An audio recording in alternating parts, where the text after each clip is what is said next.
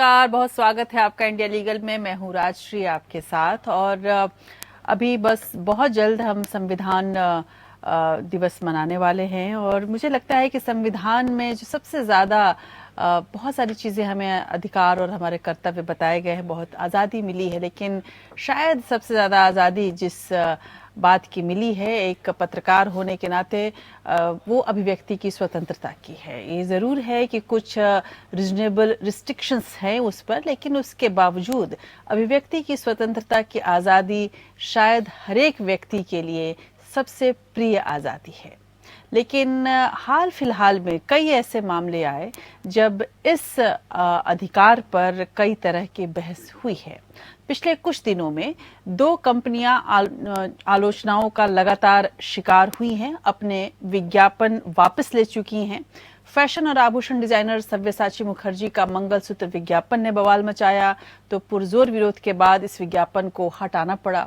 दूसरा विज्ञापन रहा एक ब्लीच क्रीम का, जिसमें करवा चौथ के दौरान पति और पत्नी के बजाय दो औरतों को एक दूसरे के लिए व्रत रखते और चांद निकलने पर उसे साथ में तोड़ते हुए दिखाया गया। कहा यह गया कि ये समलैंगिक संबंधों को दिखा रहा है। एक तबके ने जहां इन विज्ञापनों को हिंदू आस्था और परंपराओं पर हमला बताया, तो दूसरी ओर मंगलसूत्र के विज्ञापन में शादीशुदा औरत के अपनी सेक्सुअलिटी को बेझिझक सामने लाने के लिए और करवा चौथ के विज्ञापन में समलैंगिक रिश्तों को दर्शाने के लिए कई जगह से सराहना भी मिली। Justice D.Y.. चंद्रचूड़ ने भी कहा कि वक्त से आगे निकलने की और सोचने की जरूरत है। हाल ही में फैब इंडिया के एक विज्ञापन पर भी खूब बवाल मचा था, जिसके बाद कंपनी ने अपने कैंपेन को वापस लिया। दरअसल कंपनी ने दिवाली से जुड़े किसी विज्ञापन में जश्न रिवाज परंपरा का उत्सव का इस्तेमाल किया था, जो लोगों को नागवार गुजरा। हालांकि ये बहुत ज्यादा कानूनी तौर पर नहीं कहा जा सकता था। एक खास धार्मिक भावनाओं के चलते इसे वापस लिया गया, ऐसा कहा गया। इससे पहले भी कई विज्ञापनों को पब्लिक डोमेन से हटाया गया। हाल फिलहाल में ऐसे विवादित विज्ञापनों का विरोध बढ़ने का कारण सोशल मीडिया को भी कहा जा सकता है। न केवल विज्ञापन बल्कि अक्सर चाहे कोई किताब हो या फिर फिल्म हो या जिसको भी अभिव्यक्ति की आज़ादी से, अभिव्यक्ति की स्वतंत्रता से हम जोड़ सकते हैं, इस तरह के तमाम माध्यमों पर लगातार विवाद होते रहे हैं। एक तबका कहीं दुखी हो जाता है तो एक तबका उसका विरोध करने लगता है और धीरे धीरे ये मामला कानून के दायरे में आने लगता है।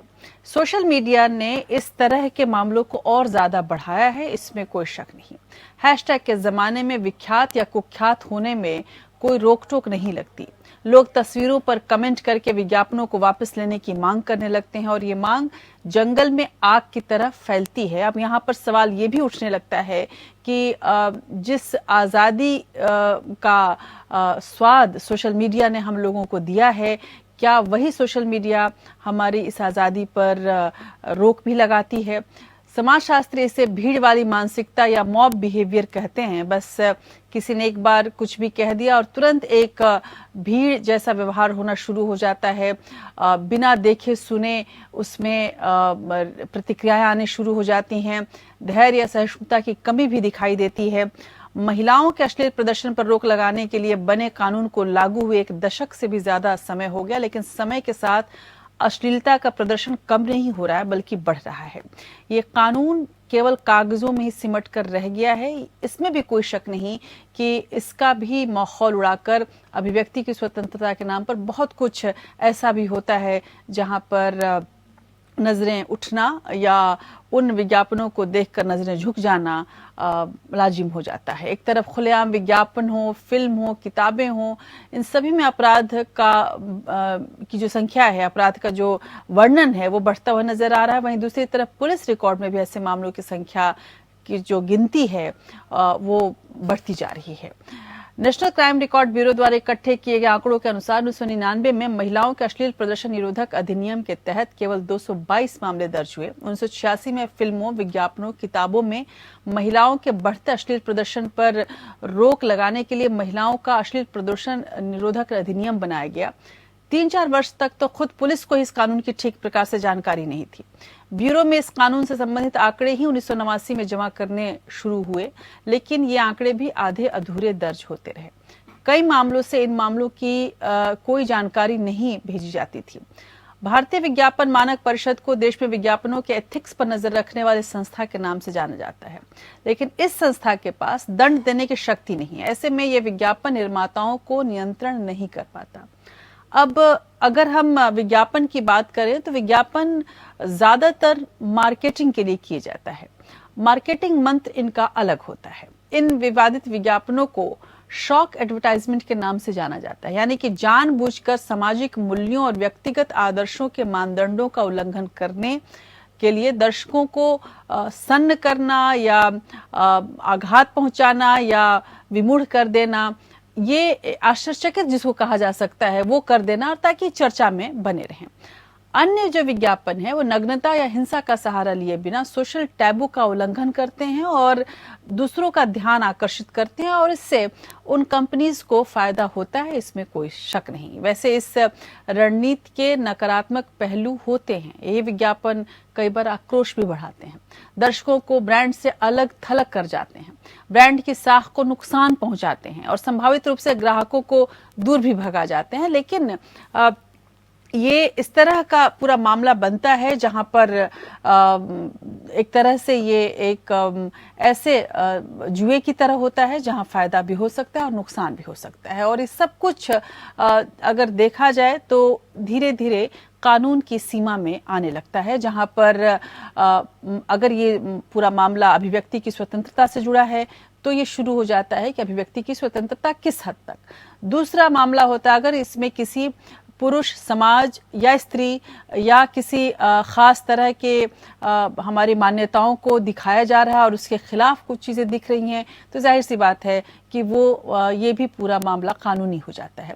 यदि महिलाओं को किसी ऐसे अभद्र रूप से दिखाया गया है तो ये मामला भी कानूनी हो जाता है। और उसके बाद ये जो विवादास्पद विज्ञापन है वो समाज में विज्ञापन हो, फिल्म हो, मैं केवल विज्ञापन की बात नहीं करूंगी, चाहे किसी भी तरह से जब हम कोई भी ऐसी चीज, ऐसी कोई जानकारी पब्लिक डोमेन में डाल रहे हैं और उससे अगर किसी की भी आस्था को या भावनाओं को ठेस लग रही है, तो जाहिर सी बात है कि ये सब कुछ ऐसा माहौल क्रिएट करता है जो समाज की सोच और संरचना को झकझोरता है और आक्रोश को पैदा करता है। लेकिन यहाँ नैतिकता प्रमुख मुद्दा हो जाती है, जिससे कंपनियों को या जो निर्माता हैं, निर्देशक हैं, उनको अपने नफा नुकसान से ऊपर रखकर सोचना चाहिए।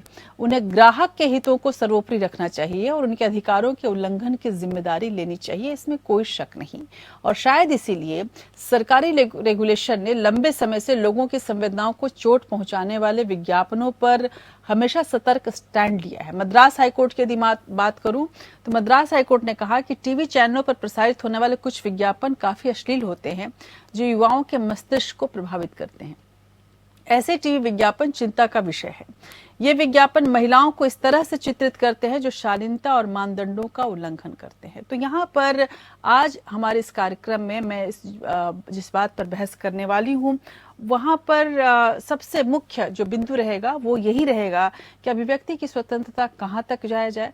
विज्ञापनों के माध्यम से यदि हम समझने की कोशिश करें तो इसमें महिलाओं का जो चित्रण आजकल होता है जिस तरह से उस चित्रण को किस तरह से लिया जाए, क्या हम इस तरह के समाज के लिए तैयार हो चुके हैं।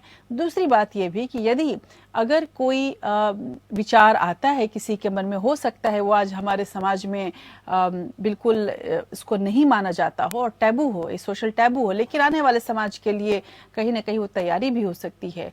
क्या उस पर विरोध करना लाजिम है या उस पर विरोध करना बेकार है? इन सब चीजों पर आज हम बहस करेंगे, लेकिन इसके पहले एक रिपोर्ट के हिसाब से जरूर मैं आपको दिखाना चाहती हूँ, खासकर विज्ञापनों के संदर्भ में, कि कौन से ऐसे मामले आते रहे जहां पर खूब हाय तौबा मची है और वहां से एक कानूनी बहस की शुरुआत भी हो जाती है। उसके बाद अपने वरिष्ठ पैनल से आपको रूबरू कराऊंगी और इस पूरे बहस को हम आगे बढ़ाएंगे।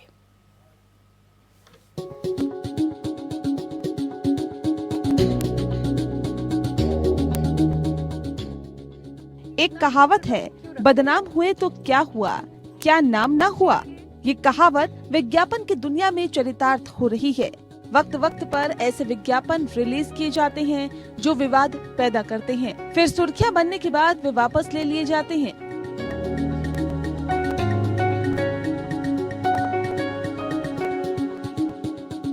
हालिया प्रकरण के पहले भी विज्ञापन आए जिन पर काफी विवाद हुआ है।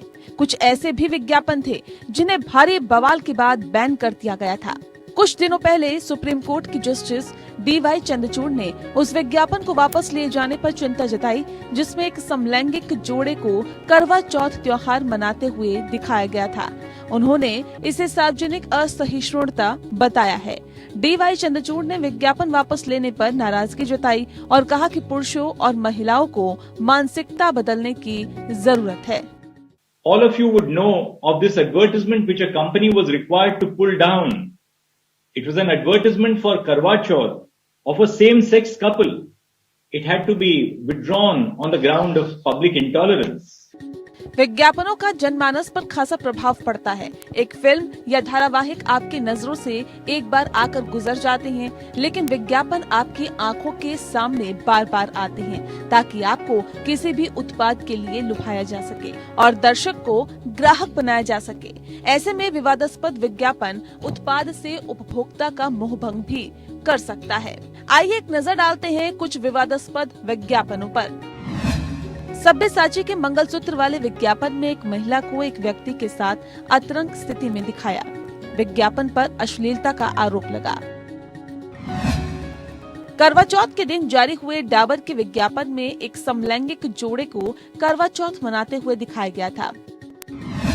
फैब इंडिया के एक विज्ञापन में दिवाली पर जश्न ए रिवाज शब्द का इस्तेमाल किया गया था, जिस पर आपत्ति हुई। कपड़ों के ब्रांड मान्यवर के विज्ञापन में कन्यादान की जगह कन्यामान की बात कही गई।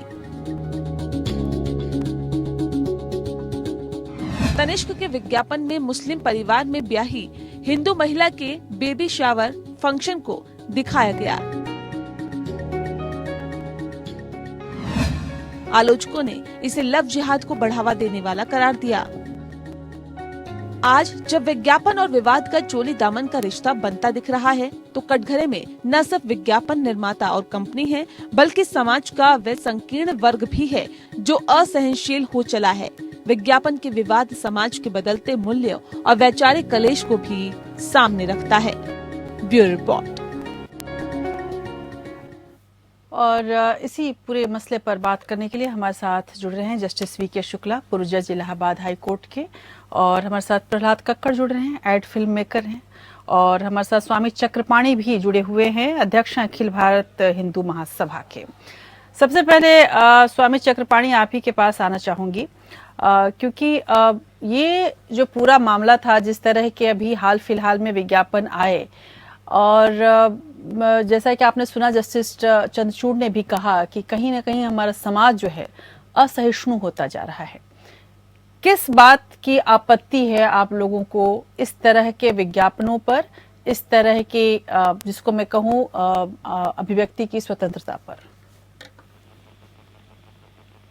मैं आपको बताना चाहता हूँ, जस्टिस ने क्या कहा वो तो अलग ही बात है, लेकिन एक बात मैं बताना चाहता हूँ कि पिछले काफी समय से जिस प्रकार से प्रचार के नाम पे या बॉलीवुड के नाम पे या अनेक तरीकों से हिंदू सनातन धर्म का और भारतीय जो संस्कृति है उसके खिलाफ जिस प्रकार से रूमर उड़ाने का काम किया गया, प्रोपेगेंडा एक फैलाने का काम किया गया, एक युवाओं के मन में बैठाने का जो प्रयास किया गया वो बहुत ही दुर्भाग्यपूर्ण है। निश्चित रूप से उसका विरोध किया जाना चाहिए। चाहे जब आप ये देखो, जब कोई भी प्रचार दिया जाता है और दीपावली का प्रचार देता है और उसमें ये देता है कि हिंदू लड़की कैसे जाती है मुसलमान के घर पे और उसको महिमा मंडित करके दिखाया जाता है, तो व्यवहारिक जीवन में बिल्कुल ठीक नहीं। कहीं ना कहीं वो जानबूझकर जिहाद का दिखाया जाता है। फिल्मों के माध्यम से, चाहे फिल्म हो या अनेक फिल्मों में जिस प्रकार से जिसका विरोध किया जाता है हमारे संगठनों के द्वारा, उसमें आप देखो किस प्रकार से हिंदू देवताओं का अपमान किया जाता है। अगर उसका विरोध करना असहिष्णुता किसी को लगता है तो निश्चित रूप से इससे बड़ा दुर्भाग्यपूर्ण भी नहीं हो सकता। आप देखो कि इस बात के नाम पे कोई कोई कार्टून मोहम्मद साहब का बनाता है, वहां सर कलम कर दी जाती है। यहाँ तो सर को कलम नहीं करता ना, आदमी अपने संवैधानिक दायरे में रख के उसका विरोध दर्ज कराता है। और ये हाल तब है जब बॉलीवुड से लेके और हर जगह का बड़ी बड़ी कंपनियां खासतौर से हिंदू संस्कृति और हिंदू सनातन धर्म के खिलाफ ऐसी जहर बोलने का काम करती है, ऐसी कंफ्यूजन पैदा करते हैं जो हमारे त्योहार की हमारी आता है। चलिए, बिल्कुल। ये अगर सनातन धर्म की बात कही जाएगी तो ये मामला बहुत लंबा जाएगा चक्रपाणी जी, लेकिन चूंकि ये मामला कानून के दायरे से जुड़ रहा है और ये कार्यक्रम भी कानून के दायरे से जुड़ा हुआ है, तो जाहिर सी बात है कि हम उस पर बात करेंगे। प्रहलाद कक्कड़, यहाँ पर सवाल जरूर ये उठता है कि आखिर ऐसे ही विज्ञापन क्यों? ठीक है, मैं समझती हूँ कि विचार आते होंगे, थॉट्स आते होंगे और कुछ आउट ऑफ बॉक्स करने की कोशिश की जाती होगी, लेकिन इस आउट ऑफ बॉक्स में एक खास तरह के ही जो वर्ग है उसी को लेकर ये आउट ऑफ बॉक्स सोच क्यों आती है? कोई और वर्ग को क्यों नहीं हिट किया जाता? ये बड़ा आपत्ति रहती है स्वामी चक्रपाणी जी जैसे तमाम लोगों की और संगठनों की। इस तरह के आखिर प्रहलाद कक्कड़, इस तरह के विज्ञापन क्यों बनते हैं जो विवाद का ही केंद्र बन जाए?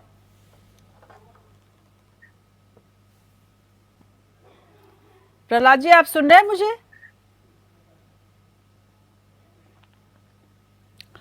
प्रहलाद कक्कड़ से एक सवाल था, लेकिन चूंकि प्रहलाद कक्कड़ एक ऐसे निर्माता हैं जो हमेशा बिजी रहते हैं, व्यस्त रहते हैं, उन तक आवाज मेरी पहुंच नहीं पा रही है। बहरहाल इस बीच में मैं जस्टिस शुक्ला आपको जरूर इसमें शामिल करना चाहूंगी। एक होता है जो जाहिर सी बात है कि जो एड फिल्म मेकर है वो कहेगा कि भाई मेरी तो कोई सीमा ही नहीं है, सोच कहीं तक जा सकती है और मैं अपनी अभिव्यक्ति की स्वतंत्रता के तहत उसको अभिव्यक्त करना चाहता हूं। लेकिन ये पूरा जो विवाद जिस तरह से उठा, इसको किस तरह से लिया जाना चाहिए? क्या इसे मानना चाहिए कि भाई अभिव्यक्ति की स्वतंत्रता है और हम जो चाहे कर सकते हैं, या फिर अदालत के नजरिए से देखा जाए, कानून के नजरिए से देखा जाए, तो इस पर किस तरह की प्रतिक्रिया आप देना चाहेंगे? देखिए, अभिव्यक्ति की जो स्वतंत्रता है, ये बात सही है कि ये फंडामेंटल राइट है आपका, बट हमारे कॉन्स्टिट्यूशन में ये साफ साफ दिया हुआ है कि अगर ये आपका फंडामेंटल राइट है तो ये कपल की ड्यूटी है, और ड्यूटी ये है कि आप आपकी 92 के हिसाब से अपनी लिसेंसी और मॉडलिटी कहीं न कहीं से ऑफेंड होती है। एक लक्ष्मण रेखा खींची कि आपका व्यक्ति की पूरी आजादी है, पूर्ण आजादी है, आप जितना सृजन करना चाहें आप चीजें करें, और वो कहीं से भी पब्लिक ऑर्डर, डिसेंसी और मॉरलिटी को ऑफेंड न करें। बिल्कुल जी, जी बिल्कुल। तो क्वेश्चन यहाँ पे ये आता है कि आप देखिए जितना भी ऑब्जेक्शन बनता है ये समाज के जो लोग बोलने वाले लोग, उनको ये लगता है कहीं न कहीं जी बिल्कुल।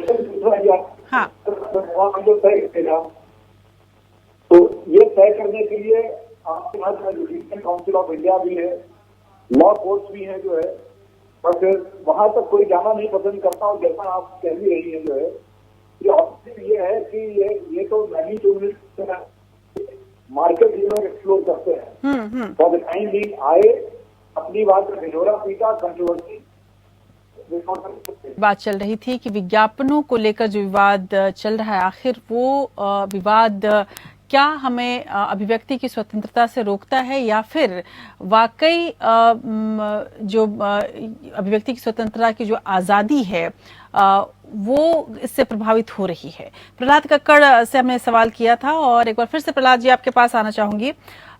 जो अभी एड्स आए हैं, आपने देखा उस पर लगातार कंट्रोवर्सीज हो रही हैं। जैसे शुक्ला ने भी बताया कि ठीक है हमारे पास फ्रीडम ऑफ एक्सप्रेशन है, पर रीजनेबल रिस्ट्रिक्शन जरूरी है। आप इस पूरे जो कंट्रोवर्सी है उसको कैसे देखते हैं? क्या मार्केट के हिसाब से यदि देखा जाए तो शॉक एडवर्टाइजमेंट बनाकर कहीं ना कहीं मार्केट पर ही कब्जा करने की कोशिश होती है, या फिर इसको आप एक निर्माता निर्देशक के तौर पर बिल्कुल अपने फ्रीडम ऑफ एक्सप्रेशन से जोड़ेंगे? मुझे तो नहीं लगता कि मार्केट को कब्जा करने की कोशिश करें, क्योंकि अगर एड कंट्रोवर्शियल हो गया, if it hurt sentiments of people, तो फिर वो नुकसान ही करेगा प्रोडक्ट को ना। तो आप अगर किसी प्रोडक्ट के साथ नफरत करते हैं क्योंकि वो आपकी सेंटिमेंट्स हर्ट करती हैं, तो आप खरीदेंगे थोड़ी। तो वो सवाल ही नहीं उठता। But the point is that आप एड चुन के देखिए। तनिष्क का एड था, एक होली का एड था, they were not controversial, they were actually building national unity. पर ये दे वर टारगेटेड। तो आप लोग जो जर्नलिस्ट हैं, आप ये क्यों नहीं देखते कि कौन से एड टारगेटेड है, कौन टारगेट कर रहा है, क्यों कर रहा है? बिल्कुल। मैं आपके इस बात से बिल्कुल सहमत हूँ स्वामी चक्रपाणी। ये सवाल उठता है कि आप जब एक तरफ से जब आप लोग कहने लगते हैं कि एक ही खास वर्ग को टारगेट किया जाता है, वो एड्स जिसमें कि दो वर्ग को जोड़ने की बात कही जा रही है, दो लोगों को एक साथ लाने की बात कही जा रही है, इसके अलावा समाज में जो आज सच है जरूरी नहीं है कि कल भी वही सच हो सकता है हम बदल जाएं। आपको क्यों नहीं ऐसा लगता है कि हमें हर एक बात पे सनातन धर्म को लाने की जरूरत नहीं है, थोड़ा आगे बढ़कर सोचने की जरूरत है? एब्सोल्युटली, क्योंकि ये जो एड जो हैं, जो जोड़ने की कोशिश कर रहे हैं, ये तो कुछ अच्छा कर रहे हैं ना सोसाइटी के लिए, कोई बुरा तो नहीं कर रहे। द वंस दैट जो सेंटिमेंट्स हर्ट कर रहे हैं, वो तो तमाचा ही खाएंगे, क्योंकि उनके प्रोडक्ट बिकेंगे नहीं। जी, लेकिन प्रहलाद जी, एक और बड़ा सवाल यहाँ पर जरूर होने लगता है कि जिस तरह के एड्स दिखाए जा रहे हैं, दो चीजें, एक तो फ्रीडम ऑफ एक्सप्रेशन की बात आती है, दूसरा ये होता है कि जब महिलाओं को आप इस तरह से पोर्ट्रे करते हैं, एक कमोडिटी के तौर पर पोर्ट्रे जब किया जाता है, जब आप ये देखेंगे कि अगर कोई एक शेविंग क्रीम का भी अगर ऐड है, वो महिला के बिना पूरा नहीं होता, जो महिला को जिस तरह से पोर्ट्रे किया जाता है, आपको लगता है कि वो कम्युनिटी बनाने के तमाम कानून बनाए जाने के बावजूद महिलाओं का जो पोर्ट्रे है वो अभी तक सही नहीं हो पाया है जिस तरह से होना चाहिए? नहीं, पर महिलाओं को अगर बुरी तरह से दिखाया तो देयर इज सम प्रॉब्लम। अगर शेविंग क्रीम में एक महिला उसको देख रही है और कह रही है वाह कितना अच्छा लग रहा है तू, तो उसमें क्या बॉडी कॉल बुरी बात है? तो जब वो शेव करता है तो मर्दों के साथ तो अप्रिसिएशन थोड़ी लेना चाहता है, वो तो महिलाओं से ही अप्रिसिएशन लेना चाहता है ना। चलिए, जस्टिस शुक्ला, जो प्रहलाद कक्कड़ जब बता रहे हैं तो तीन चार चीजें बात आ रही हैं। पहली बात तो ये कि जो भी एड्स अभी हाल फिलहाल में बनाए गए, उसमें जो ये कहा जा रहा है कि अपने मार्केटिंग के लिए किया जा रहा है, तो शायद ये बात नहीं है उनके हिसाब से। पर मेरा सवाल यहाँ पर ये है सर कि जो अभी चल रहा है, अभी जो हमारे लिए जो जहां हमने, जस्टिस शुक्ला से मेरा एक सवाल है प्रहलाद जी, जस्टिस शुक्ला भी हमारे साथ जुड़े हुए, जो अभी चल रहा है सर, वो अगर हो सकता है कल वो सच्चाई बदल जाए। हमें 377 माफ कीजिएगा, जो 277 का भी हमारे पास उदाहरण है, और कि जो कल तक जो गलत था वो आज लीगली सही है, तो क्यों ना हम उसके लिए तैयार हो रहे हैं? क्या आपको लगता है कि जो विवादास्पद विज्ञापनों पर लगाम लगाने के लिए जो कानून है, उन पर सोचने की जरूरत है, उसमें बदलाव की जरूरत है? नहीं, अनफॉर्चुनेट पार्ट ये है कि आप ये देखेंगे कि जो एडवर्टीजमेंट है, जो लोग ऑब्जेक्ट कर रहे हैं, सही बात ये है कि ये उनके लिए बने नहीं है जी। ये सब बाउंड्री के बाहर वाले लोग हैं जो अननेसेसरी अपने पॉलिटिकल पर्पसेस के लिए, या जो भी उनका ऑब्जेक्ट हो, ऑब्जेक्ट, ये उसके वजह से जो है उसको ऑफेंड करते हैं, उसको अटैक करते हैं। फैक्ट ऑफ द मैटर है कि जो ये उसके कंज्यूमर ही नहीं है उस प्रोडक्ट के, जिसका एडवर्टीजमेंट हो रहा है। ये तो सब समाज सुधारक लोग हैं जो अपने अपने तरीके से जो है अपने को एक लाइमलाइट में रखने के लिए, अपनी इम्पोर्टेंस को रिटेन करने के लिए इस तरीके के ऑब्जेक्शन करते हैं। इसमें जब तक पब्लिक मॉरलिटी, डिसेंसी वगैरह कहीं से अफेक्ट नहीं हो रही है और कोई लॉ नहीं इन्फ्रिंज हो रहा है, हम नहीं सोचते कि कोई ऑब्जेक्शन किसी को होना चाहिए। जो है ये तो एक थॉट प्रोसेस है जो आदमी एक्सक्यूज करता है, बट ये जरूर है कि वो थॉट प्रोसेस एक ऑनेस्ट थॉट प्रोसेस हो, जो है और डिसेंट हो, ऑनेस्ट हो, ये हम सभी चाहते हैं जो फैमिली वाले लोग हैं जो है। जी, लेकिन यहाँ पर एक सवाल हो जाता है जैसे शुक्ला कि जब हम बात करते हैं एक दो इस पूरे मामले को दो तरीके से देखा जा सकता है। एक तो एक पॉलिटिकल तरीके से जो जैसा आपने जिक्र किया कि कुछ ऐसे लोग हैं जिनका कोई मतलब नहीं है पर वो कुछ खास मुद्दों के तहत इसको उठाते हैं। दूसरा समाज के तरीके से देखा जा सकता है कि समाज में जो चीज मान्य नहीं है उसके लिए क्या हम तैयार हैं। तीसरा ये है कि अगर ये चीज जो समाज में मान्य नहीं है और वो चीज दिखा भी दी गई, हो सकता है कि उसमें कुछ ऐसे समाज के लोगों को जेन्युइनली उस पर ऑब्जेक्शन हो, भले वो कानून के दायरे में कानून के दहलीज पे नहीं आए। क्या आपको लगता है कि मान्यताओं से जुड़ी हुई चीजों पर अगर इस तरह की चीजें बन रही हैं तो क्या हमारे पास कोई ऐसा कानून है जो ये बता सके कि अगर आप मान्यताओं को तोड़ता हुआ कोई ऐसी कोई विज्ञापन या ऐसी कोई फिल्म बना रहे हैं जो किसी को ठेस पहुंचा रही है, तो उसको हैंडल करने के लिए, उसको टैकल करने के लिए क्या हमारे पास कोई विशेष कानून है? उसके बारे में जरूर मेरे दर्शक जानना चाहेंगे। देखिए, इसमें क्वेश्चन सारा ये है कि कोई विशेष कानून तो नहीं है। अनलेस अंटिल वो कोई लॉ इंफ्रिंज ना करता हो तो ऑब्वियसली जो है वो right to freedom of expression तो है ही है उनका जो है जी। बट सर्टेनली बहुत सी ऐसी चीजें होती हैं, right to freedom of expression आपका है, पर बहुत लोगों की भावनाएं उसमें जो है आप ठेस पहुंचा रहे हैं। पर फैक्ट ये है कि अगर भावनाओं को ठेस पहुंचाने में कहीं पे भी जो है आप देखिए रिलीजियस सेंटिमेंट्स वगैरह की आईपीसी वगैरह में सब दी हुई है। बट अगर मान लीजिए कोई कल्चरल कहीं पे बहुत ऐसा कोई ऑफेंसिव नहीं है जो है, तो हम नहीं सोचते कि आप एक स्ट्रीम पे आप प्रोटेस्ट कर सकते हैं। बट सोसाइटी भी डेवलपिंग सोसाइटी है और जैसा आप देखा कि जो आज का समाज है जरूरी नहीं कल का समाज है। बहुत सी ऐसी चीजें थी जो हम लोग नहीं एक्सेप्ट करते थे, पर धीरे धीरे वो लाइफ में आ रही है। ये लिविंग रिलेशनशिप और इस तरीके की ये सब रिलेशनशिप चीजें ये सब कहाँ समाज में थी और सब धीरे धीरे सबने अपनी जगह बनाई और आप देखिए आज की तारीख में बहुत ही प्रिविलेज है। बिल्कुल जी। हमारे साथ महंत नवल किशोर दास जुड़े हुए। महंत नवल किशोर दास, जो हाल फिलहाल में जो विज्ञापनों का विरोध आप लोगों के द्वारा किया गया, सनातन धर्म के नाम पर किया गया, एक बड़ा सवाल उठ रहा है। वो ये है कि अगर मेरी सोच है, हो सकता है आपकी सोच से वो मेल नहीं खाती हो और मैं उसको एक्सप्रेस करना चाहती हूँ, आपके आज के समाज से वो मेल नहीं खाती हो, आगे आने वाले समाज के से मेल खाए, आखिर आप लोगों की आपत्ति क्या है? क्यों नहीं आप करने देते? आप ऐसे विज्ञापनों को भी आप उस दायरे में लेकर आए जहां पर सामाजिक सौहार्द की बात होती है, आपने उसको लव जिहाद का नाम दे दिया। ऐसे विज्ञापनों पे जहां पर कि एक शब्द था, उर्दू का अपना शब्द है, हिंदी की बहन कही जाती है, उस शब्द पर आप लोगों ने कहा कि नहीं ये परंपरा है, रिवाज की बात नहीं है। इस तरह के जो दकियानुसी सोच है उसको लेकर आपका जो विरोध है कितना जायज आप ठहराते हैं इसको, और उसके बाद उसको आप कहते हैं कि कानून, हम कानूनी तौर पर ये विरोध कर रहे हैं, आखिर किस तरह से ये कह पाते हैं आप? महंत नवल किशोर दास। हाँ जी जी, आपसे मेरा सवाल है। क्या बता देंगे सवाल थोड़ा? जी, सवाल ये है सर कि जिस तरह से हाल फिलहाल में जो विज्ञापन आए, मैं एक बार फिर से उन विज्ञापनों को दोहरा दूं, आप अभी हाल फिलहाल में जुड़े हैं इसलिए मैं आपको बता दूं। वो विज्ञापन, चाहे वो डाबर का विज्ञापन था जिसमें दो लड़कियों ने एक दूसरे को देखा, पति पत्नी नहीं थी वो। दूसरा विज्ञापन जहां पर दिवाली की बात कही गई, दिवाली को रिवाज से जोड़ा गया। इस तरह के तमाम अन्य विज्ञापन, हाल फिलहाल में एक सव्यसाची के मंगलसूत्र का भी विज्ञापन आया। आप जैसे जो हिंदू संगठन है, इन लोगों ने इतना विरोध किया है कि उन विज्ञापनों को हटाना पड़ा। मेरा एक सर, अभी मेरे सवाल पूरा हो जाने दीजिए सर। ये विज्ञापन इसलिए आप लोगों ने आप लोगों का ये आपत्ति रही कि ये सनातन धर्म के खिलाफ है।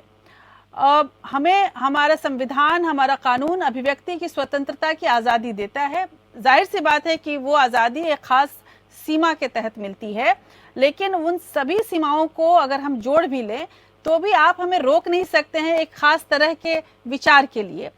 क्या आपको लगता है कि कानून से ऊपर समाज है, संविधान से ऊपर सनातन धर्म है? क्या आप ये मानते हैं? कानून सबके लिए है, उनको अपनी अभिव्यक्ति करने की स्वतंत्रता है, तो किसी को किसी की आस्था के साथ खिलवाड़ करने की तो स्वतंत्रता किसी को नहीं है। आप हमारी परंपराओं के पर खिलवाड़ करेंगे, अधिकार किसने दे दिया आपको? अपनी अभिव्यक्ति के नाम पर आप हमारा उपहास उड़ाएंगे, हमारी परंपराओं का उपहास उड़ाएंगे, ये अधिकार किसने नहीं दिया? मान जी, आपने वो ऐड देखा है, इसमें उपहास कहाँ उड़ा है? क्या आप मुझे बता पाएंगे जो हाल फिलहाल में जो विवाद चला है? हमारे जो हमारे बंधु हैं, जो हमारी परंपराएं हैं, तो उनका आप उनको उपहास दिखा रहे हैं, तो और क्या है? उपहास नहीं तो क्या है? जैसे हमारे मंगलसूत्र नहीं दिखाना, या एक दूसरे को कन्या नहीं दूसरे को मंगलसूत्र पहना, तो क्या है ये? और फिल्मों के माध्यम से, जितना नाटकों के माध्यम से वैदिक सनातन संस्कृति का उपहास ही तो किया जाता है। आपका काम है कि अपनी फिल्म के द्वारा, नाटकों के द्वारा लोगों में संस्कार की तो ऐसा दिखाना, समाज में जरा मानवता बनी रहे ऐसा दिखा। आप हमारी मानवताओं के खिलाफ करेंगे, हमारे संस्कारों के खिलाफ दिखाएंगे, कहेंगे आप तो अभिव्यक्ति का अधिकार है, ये नहीं चलेगा। प्रहलाद जी, आप कोई प्रतिक्रिया देना चाहेंगे महंत जी के इस विचार पर? कोई ना कोई अगर जानबूझ के या गलती से किसी को वो इंसल्ट करे या तो परंपरा को खिलाफ कुछ कहे, तो I agree that they can take objection, but अगर एक हर्फ के पीछे ये पड़ गए तो अपनी हमारी जो परंपरा है वो इतनी नाजुक नहीं है कि हिल जाएगी एक हर्फ से। जी। तो मुझे नहीं समझ में आ रहा व्हाई दे ओवर रिएक्टिंग एक हर्फ पे। बिल्कुल जी। मुझे समझ में नहीं आ रहा कि इतनी परंपरा हमारी नाजुक है कि एक हर्फ हिला रही है इसको।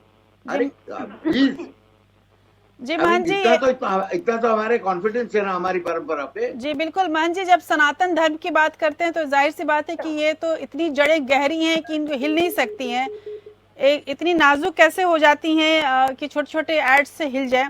बहरहाल, लेकिन एक और बड़ी बात जरूर हो जाती है जैसे शुक्ला, और वो ये होती है कि जब कोई कंट्रोवर्शियल एड्स आती हैं उसमें कई ऐसे भी घटनाएं हुई हैं जहां पर बहुत भ्रामक विज्ञापन होता है, उसमें जो कंज्यूमर्स के लिए परेशानी का कारण हो जाता है। इस पर कोर्ट क्या दिशा निर्देश देती है? देखिए, इसमें जो एडवर्टीजमेंट है, बेसिकली एडवर्टीजमेंट का पर्पस क्या है कि आपके प्रोडक्ट की जो बेस्ट क्वालिटीज हो वो सरफेस पे आवे, वो अल्टीमेट ऑब्जेक्ट है जी।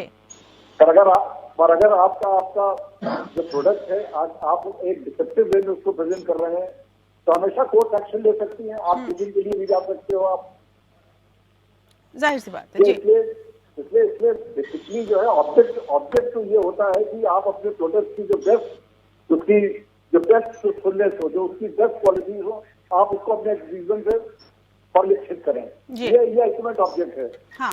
पर अब तो कई विज्ञापन ऐसे होते हैं कि अंत तक पता ही नहीं चलता कि ये क्या बेचने जा रहे हैं। जी बिल्कुल, वो शुरू कहीं से होता है, अंत कहीं होता है जाके।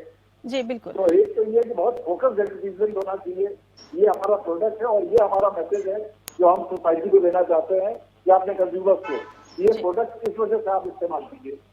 और अगर उसमें डिसेप्शन है तो ऑब्वियसली जो है कोर्ट हमेशा एक्शन ले सकती है फ्रॉड वगैरह का। जी बिल्कुल। और एडवर्टीजमेंट स्टैंडर्ड कोड भी है, यहाँ पे फुल फ्लेज मैकेनिज्म दिया हुआ है और एडवर्टीजमेंट काउंसिल भी है जो एक्शन ले सकती है।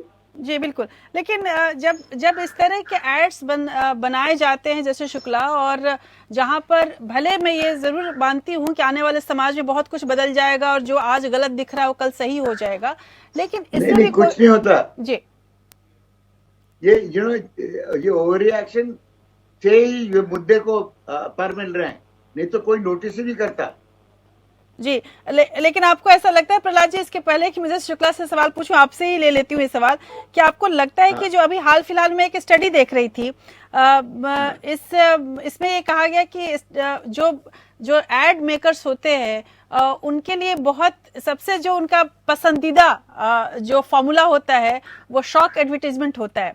टीजर्स के द्वारा या किसी तरह से वो दर्शक को शॉक करना चाहते हैं ताकि ध्यान जल्दी खींचा जा सके। क्या कभी कोई ऐसी स्टडी हुई है जिससे ये पता चले कि जो शॉक एडवर्टाइजमेंट की वजह से कंपनी पर नेगेटिव प्रभाव पड़ा या नुकसान पहुंचा या उसका लाभ पहुंचा? क्या कंपनियां जब रिस्क लेती हैं तो कुछ सोच समझ के लेती होंगी? ये भी जो एड बना है सबको पता था कि आज के लिए जो आज का समाज है उसके लिए ये बहुत एक्सेप्टेबल नहीं होगा, हो सकता है, एक रिस्क तो था। क्या आपको लगता है कि जी जी ये देखिए कि जो पब्लिक तमाचा देती है, असली पब्लिक, नॉट सनातन धर्म के जो ट्रोलर्स हैं, अगर सनातन धर्म वाले ट्रोलर जो हैं उनसे कुछ फर्क नहीं पड़ता, वो तो they are negligible in quantity, but असली पब्लिक को अगर रिएक्शन हुआ तो प्रोडक्ट पे बहुत हानि होती है, क्योंकि प्रोडक्ट नेगेटिव बन जाता है। प्रोडक्ट अगर नेगेटिव बन जाता है तो कोई नहीं खरीदता, क्योंकि चॉइसेस हैं लोगों को, एक ही प्रोडक्ट थोड़ी है कि मंजूरी है तुम्हें वही खरीदने के लिए, चाहे आप याद करें चाहे ना याद करें, पर अगर बुरी निगाह से आप याद करेंगे तो कभी खरीदेंगे नहीं। पब्लिसिटी उनको मिल जाएगी पर खरीदी नहीं होगी। I am absolutely certain, because I am N advertising professional. हमें यही सब कुछ पहले ही सिखाया गया है कि अगर नेगेटिव कॉन्निटेशन आता है ब्रांड पे तो वो बिल्कुल what you call bad for the product के लिए बहुत ही हानि होती है, क्योंकि आपके पास 2 टूथपेस्ट हैं, एक बुरी हानि कर रहा है, निगाह से कर रहे हैं, एक अच्छी निगाह से कर रहा है, आपको चॉइस है, वही टूथपेस्ट है, दांत मंजन है सिर्फ, why would you choose a product that is negative and you don't like. बिल्कुल जी। नवल किशोर जी इस पर बोलना चाह रहे हैं, जब बात हुई है सनातन धर्म की, तो नवल किशोर जी आपकी क्या प्रतिक्रिया होगी इस पर? क्या आपको लगता है कि बिना बात के तूल दिया जाता है और शायद इसलिए सुप्रीम कोर्ट के माननीय जज को कहना पड़ता है कि समाज में असहिष्णुता बढ़ रही है? आपके कुछ खास विचारों की वजह से हम सभी समाज वालों पर ये आरोप क्यों लगे कि हम सहिष्णु नहीं रह गए? देखिए, तो उधर से क्या जवाब दे रहे हैं, मुझे सुना स्पष्ट कुछ भी सुनने में नहीं आ रहा, आवाज स्पष्ट नहीं आ रही है, तो क्या जवाब दिया एक तो मैं नहीं सुन पाया हूँ। एक बात। तीसरा, मैं कहना चाहता हूँ कि सनातन धर्म को नीचा दिखाना यही मानवता रह गई है क्या? ये दोनों को अधिकार है अपनी अभिव्यक्ति करने का, तो हमें भी कानून ने अधिकार दिया है कि आप दूसरे की भावनाओं को ठेस नहीं पहुंचा सकते। ये देश के संविधान में है। हमारी परंपराओं को आप मखौल नहीं उड़ा सकते, ये अधिकार आपको नहीं है। आप फिल्म के नाम पर, नाटक के नाम पर, कंपनी के प्रचार के नाम पर हमारा उपहास करेंगे, अधिकार किसने दिया है बता दो जरा। बिल्कुल महंत जी, लेकिन इसके लिए तो आपके पास कानूनी उपाय हैं। आप केवल अधिकार की बात नहीं है, बल्कि आप उससे भी आगे बढ़कर आप केस दर्ज कर सकते हैं, आप आगे बढ़ सकते हैं। महज हमको आप कानून का उपदेश करेंगे, दूसरे लोग आग लगाएंगे, गाड़ियां फूक देंगे तो कुछ नहीं करोगे। चलिए लोग कुछ नहीं बोलोगे, सब कोर्ट कचहरी कहाँ चला जाता है, कानून कहाँ चला जाता है? जी नहीं, वो अदालत अपना नहीं, महंत जी अदालत अपना काम करती है और बखूबी करती है, और कानून अपने दायरे को समझता है।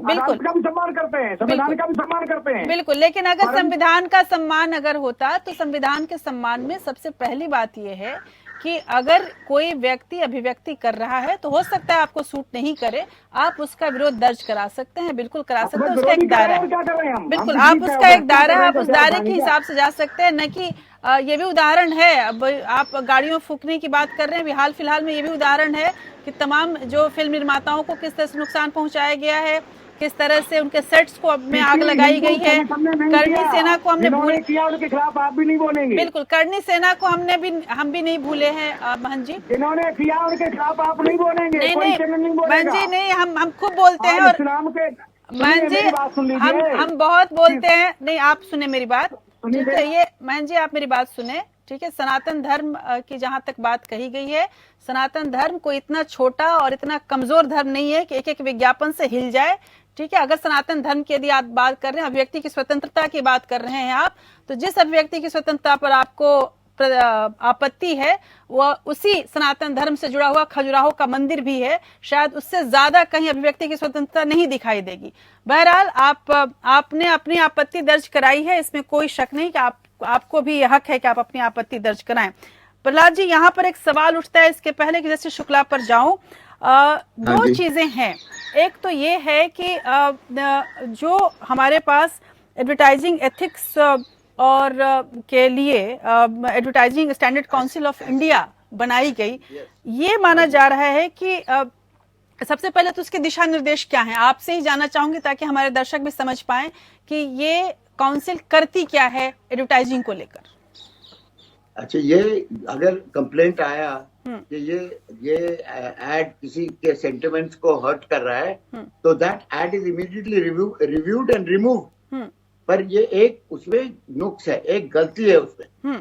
हर ad before telecast should be seen by SP, और वो दिखना ही चाहिए अगर उसमें कुछ ऑब्जेक्शनेबल हो। अगर कोई उसके ऑब्जेक्शन जब निकलेगा तब वो सोचेंगे, तब वो उस पर एक्शन लेंगे, तो बहुत देर हो जाती है उस टाइम जी। लेकिन the damage is already done जी। लेकिन वहां पर एक और वो है, अधिकारियों से या इस काउंसिल के अगर लोगों से हमने बात की और जब हमने उनके कानून भी जो देखे, उनके रूल बुक देखे, उसमें ये भी दिखता है प्रहलाद जी कि बहुत सारे ऐसे निर्माता भी हैं जो इस रूल बुक की अनदेखी करते हैं, वो नहीं मानते इसके, और वो अपने अभिव्यक्ति की कह के कि हम फ्रीडम ऑफ एक्सप्रेशन है, आप किसी भी हद तक चले जाते हैं, इसमें कोई शक नहीं। जी देखिए, ये बिल्कुल हो ही नहीं सकता, क्योंकि एडवर्टाइजिंग एक बेचने की कोशिश कर रही है एक प्रोडक्ट को। अगर आपका product is going to hurt people sentiment, and that also majority what you call majority religion, वो तो बैंकरप्ट हो जाएंगे ना। It is very wrong. It's not a question of ethics, it's also economics, it's bad economics. अगर आप एक product के खिलाफ आप सोचते हैं कि ये मेरी मजाक कर रहा है या मेरा धर्म के अगेंस्ट कुछ है, तो आप नहीं खरीदेंगे, और बहुत सारे लोग उसको नहीं खरीदेंगे। तो उसका फायदा क्या होता है जी? लेकिन चाहे कितनी भी पब्लिसिटी हो, कितना भी मुद्दा उठे, हाँ, फायदा कुछ नहीं है जी। जैसे शुक्ला, अब यहाँ पर एक जैसा कि बताया प्रहलाद जी ने भी कि हर एक चीज की स्क्रीनिंग होनी जरूरी है, पर वो भी नहीं हो पाती है। एक क्या ये भी समस्या है कि हर एक चीज को तो बिल्कुल सीधे अदालत में नहीं लाया जा सकता, इसके पहले ही फिल्टर किया जा सकता है। एक जो उनके पास जिसको बोला जाए टिथलेस ये संस्थाएं हैं, इस वजह से भी इनको समस्या होती है कि आखिर वो देख भी लेंगे, जैसे सेंसर बोर्ड थी कर क्या लेगी, उसी तरह से कर क्या लेगी वाली स्थिति जो होती है, इनको कहीं ना कहीं ज्यादा इम्पावर करने की जरूरत है। अब जैसे सेंसर बोर्ड को भी खत्म करके एक इकट्ठा संगठन बनाया जा रहा है, क्या ये सब चीजें उसके तहत लाने की जरूरत है? आपको लगता है कुछ इस तरह की स्थिति बनानी चाहिए, कोई ट्राइब्यूनल ऐसा होना चाहिए? ये advertising standard council of India है, इसमें बेसिकली कंप्लेंट लॉन्च होती है। एक बार ये एडवर्टाइजमेंट मार्केट में आ गया और उसमें अगर कहीं से कोई शॉर्टकमिंग है या कोई भी कहीं पे भी डिसेंसी या मॉरलिटी वगैरह को, पर उसके पहले प्री सेंसरशिप नहीं है जी।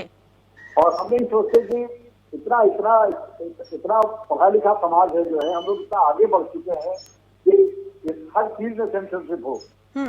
यहाँ पे तो ये है कि जो लोग एडवर्टाइजमेंट बिजनेस में है या जो एडवर्टाइजमेंट फील्ड में हो, वो अपनी रिस्पॉन्सिबिलिटी को समझे और उनको मालूम है कि वो एक बिजनेस में है जिनका भी बड़ा स्ट्रिक्ट कॉम्पिटिशन है, तो उनको मालूम ये होना चाहिए कि जो जिस चीज का प्रोडक्ट का उनको एडवर्टाइजमेंट बनाना है, कितना इफेक्टिव एडवर्टाइजमेंट कैंपेन रहेगा, तो ये पूरा अगर होमवर्क करके आवे तो शायद इसमें होमवर्क ना आवे। जी बिल्कुल। और सेंसरशिप किस लेवल तक हम लोग सेंसरशिप में जाएंगे जी? अब आप देखिए ओटीटी प्लेटफॉर्म्स वगैरह आ गया है, जीरो सेंसरशिप है जी बिल्कुल, सेंसरशिप है हम लोग जी बिल्कुल, जाहिर सी बात है। लेकिन प्रहलाद काकड़, चलते चलते एक आखिरी सवाल आपसे, सोशल मीडिया के जमाने में हम रह रहे हैं, आपको लगता है कि ये जो बवाल, ये जो पूरा हंगामा मचा हुआ है, शायद सोशल मीडिया नहीं होती तो ये ज्यादा हम ज्यादा आजाद थे अपनी अभिव्यक्ति को लेके, तमाम हम एड्स देख लेते थे। अब सोशल मीडिया में चीजों को तोड़ मरोड़ को पेश करने की वजह से इसका सीधा नुकसान न केवल विज्ञापन निर्माताओं पर पड़ रहा है, या जो भी ऐसा व्यक्ति है जो आर्टिस्टिक है, जो कुछ अभिव्यक्त करना चाहता है, उसके सोच पर पड़ रहा है। क्या आपको ऐसा लगता है सर? नहीं, मुझे लगता है social media is a great leveller. वो एक लेवल प्लेइंग ग्राउंड है, कोई भी अपना ओपिनियन उस पर दे सकता है। पर क्या हो रहा है आजकल कि जो ट्रोलिंग हो रही है ना, that is not spontaneous, it is targeted, it is paid for, and it is definitely malignant. तो उसके लिए लोग डर जाते हैं, सोचते हैं कि यार सचमुच जनता उठ गई है कि नहीं, पर जनता नहीं उठी है, जनता doesn't care. They have lots of other issues. These people who are supposedly moral policemen, जो हमारा moral policeman है ना, वो छोटी सी माइनॉरिटी है, वो इतना शोर करती है सोशल मीडिया पे कि लोग डर जाते हैं। पर ये जो हमारी मीडिया है, जो जर्नलिस्ट है, it is their job to find out who is doing this and why are they doing it. बिल्कुल बिल्कुल। और ये जो काम है वो हम सभी करने की कोशिश जरूर करें, कम से कम एपीएन तो करता है। प्रहलाद साहब, बहुत बहुत शुक्रिया आपका। जस शुक्ला, आपका भी बहुत बहुत शुक्रिया मेरे इस कार्यक्रम में हिस्सा लेने के लिए। और महंत नवल किशोर दास, आपका भी शुक्रिया एक विचार रखने के लिए। लेकिन इसमें कोई शक नहीं कि भारत की प्रजातांत्रिक खूबसूरती ये है कि हम सभी आज़ाद हैं, हमारे लब आज़ाद हैं, हमारी सोच आज़ाद है। और ये आज़ादी जब तक बरकरार है तभी तक हम उस तरह के स्वतंत्र देश के, उस तरह के सनातन देश के वासी हो पाएंगे जहां पर अभिव्यक्ति पर कभी कोई लगाम नहीं लगा है। अभी हाल फिलहाल में जो स्थितियां बन रही हैं, जहां हर बात पर निगाह रखी जा रही है, ये न केवल समाज के लिए चिंता का विषय है बल्कि कोर्ट के लिए, अदालतों के लिए भी चिंता का विषय है। और इसीलिए जस्टिसेस को भी इस पर चिंता होने लगी है और ये कहना पड़ रहा है कि हमारा समाज असहिष्णु होता जा रहा है। इस उम्मीद में कि ये स्थिति बदलेगी, संविधान के सही मायने को हम समझेंगे, संविधान ने जो अधिकार दिए हैं उस अधिकार को तो हम लेंगे ही, अपने कर्तव्यों का निर्वहन भी करेंगे। इंडिया लीगल में आज बस इतना ही। अगले हफ्ते आपके सामने होंगी मैं एक अलग विषय के साथ। तब तक आप देखते रहिए। नमस्कार।